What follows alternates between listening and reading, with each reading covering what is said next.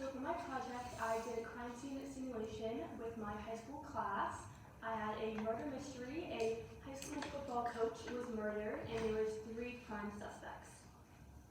So my essential question was, how can I run a crime scene simulation for my students and educate them on opportunities in the field of criminology, and also why is it important to educate them globally on criminology? You might be wondering what criminology is. It's essentially the study of crime and criminal behavior. This is an overview of what my project looked like. It goes through the goal, the process, the results, and the conclusion. The goal. So for my inspiration, I had 2 inspirations. I had the Middle Police Department Academy and the Envision Leadership Program. So 2 summers ago, I did a Middle Police Department Academy run through Detective Bickford. Basically, it was a summer program, an introduction to criminal justice, where we did crime scene simulations and various activities. And also this past summer, I was invited to the Envision Leadership Program. So this was run through George Mason University. I went to DC for a week and I immersed myself in criminology. There was guest speakers, crime scene simulations, and basically we just learned all about criminology and went through mock trials. So I drew my inspiration from that. They had different crime scene simulations, so I grabbed some like the lab stations from that.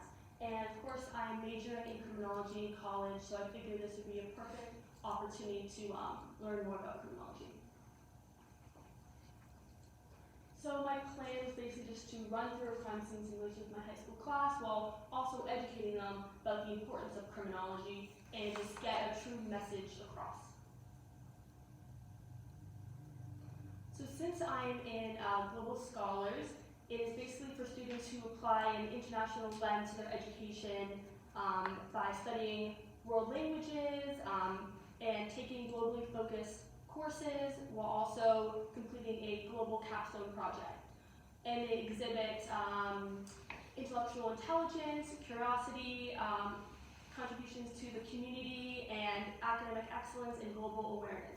So for mine, how it ties into it is that I added an extension to my central question.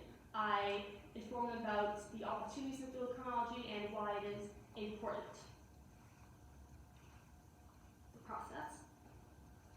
So this is what my timeline of the process, just a quick overview, starting with talking to a mentor and getting an outline, and then actually drawing out my crime scene, getting a rough sketch, to then setting a date for the simulation, running the simulation, and presenting a slideshow to students about the opportunities, and then presenting my final slideshow. So I just followed this rough draft all the way from the beginning of the year to now. So before I dove into it, I needed to do a lot of research. So for my first one, I did using Harry Potter to introduce students to DNA fingerprinting and forensic science. I really wanted to motivate the intrinsic motivation in the students. I wanted to make it interactive. So I used some of the research from this to make it engaging. For my next one, I did how to accommodate different learning styles. So there's 3 different learning styles. There's auditory, visual, and tactile. So I wanted to accommodate that and incorporate that in my simulation. Next one, I did 10 PowerPoint hacks to make your presentation more professional. Since I was doing this for high school students, I wanted it to be copacetic and very aesthetic, so I wanted to take some tips to learn more about how to make it more professional. Next one was determining trends in global crime and justice. So I wanted to highlight the disparities between low-developed countries and high-developed countries and make it more the global aspect. Next one was 6 jobs for criminology majors. I wanted to highlight the opportunities in the field of criminology. So I searched for 6 jobs that really highlighted criminology and what opportunities you could gain from this. This is a rough sketch of what I wanted to look like. I created this in Google Drawings, and I presented this to my mentor to have an outline of what it looked like. I didn't want to come into it unprepared, so he could critique it and change anything if needed. So for my mentor, I chose Detective Bickford. I think he'd be perfect because he has extensive knowledge in criminology. He's a detective for the Middle Police Department, and he was conveniently located in the school, so if I had any questions, it was very accessible and I could go to him. And how he helped me is basically he got me a spot, a room in the police department, and he helped me through the whole process.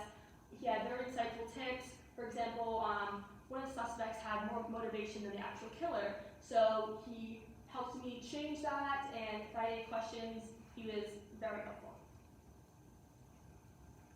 So this is what the crime scene looked like. I had 3 different lab stations. I had a blood typing lab, a fingerprinting lab, and a handwriting lab. So for my inspiration, also I drew from the Envision Leadership Academy and then also the Middle Police Department Academy. So I took the blood typing lab and the fingerprinting lab, incorporated that. And for Miss Cheney, she helped me. I went to her during my free block, and she's run these labs with her students. So she helped me create them, and it wouldn't have been possible without her. This is the blood typing lab. So I printed out some instructions that they would follow. There's petri dishes and palpites. And basically this is milk with food coloring in it, and depending on the vial, it was anti-A serum, anti-B serum, it was either water or vinegar. And depending on the serum, the blood would either clump or not clump. And I had a chart here. They determined the blood type, either like type A, type B, type AB, from the murder weapon, so they could determine which suspect it was. Next, I had the fingerprinting lab. There was fingerprints left on the murder weapon, so they would just match fingerprints to the 3 suspects. It was either Arch, a Whirl, or a, sorry, I can't read that, Arch, Whirl, or Luke, sorry. And they would just match that. And finally, I had a handwriting station. There was a note left at the crime scene, and they would just match the letters of the suspect to try and get, try and match it together. The result. So for the actual simulation, it went very well. The stations ran very smoothly, and through feedback of the students, they really enjoyed it. They thought it was very engaging and fun. And if I would change anything, I would definitely make it more organized. I think I would plan it maybe a week more ahead just to get it a little bit more organized. I think overall it was very successful. So at the crime scene, I planted some evidence. I had this stuff in a manila folder on the desk. So I had some of the football plays, but also I planted a fake news article of one of the suspects to kind of deter their suspicion. And I'll get into that later. I had the bloody football left the crime scene, and also the note. So I wanted some clues to the killer to get them on the right path. So I had the note. So I had one of the suspects write out the note, and it was in all caps. So I gave them each name tag, so they would write their name on it. And the killer, his name tag was in all capital letters. Other people, they were not. So it was clear that the note matched his handwriting. And I had a list of athletes who couldn't play. See here, Steve Holback, he was one of the suspects. He could not play because he broke the curfew, went to a party, therefore was benched at the championship game, so that was strong motivation that he was the killer. And the fingerprints found on the weapon, I stated they were on the left side of the football, so he was a lefty. And I had one of the suspects, Sarah Peralta. She would only pick up a water bottle with her right hand, so that kind of eliminated her as a suspect. And then the results of the lab station clearly indicated that Steve Holback was the killer. For presentation. So I presented this. This was after the simulation. I presented it to my class. It was about the opportunities in the field of criminology, but also why criminology is important globally. So how it ties into global scholars is that I wanted to add again that global aspect, because lower developed countries do not have access to the resources and funding that lower developed countries have. So in turn, crime rates are alarmingly high, and criminologists are vital in developed countries in order to maintain order. So it was very important to educate them. I thought it was very relevant now. My conclusion. So for my successes and setbacks, I thought the lab stations ran very smoothly. It all ran according to plan. My mentor was very helpful. He had very insightful tips and would always respond back to my emails very quickly, and he was just always there for me. I had a very fun time putting it together since I'm very into criminology. I'm majoring in it. It wasn't as stressful as I thought, but however, my special topic did change. It was originally supposed to be for middle school students, but I thought it would be a little too chaotic and the schedules wouldn't match up, so I did have to change that. And then procrastination, of course, you've heard this before. I had an outline of what I wanted to do, but I didn't implement it as soon as I wanted to. I definitely could have planned it ahead of time, but it worked out in the end, and I had a very fun time.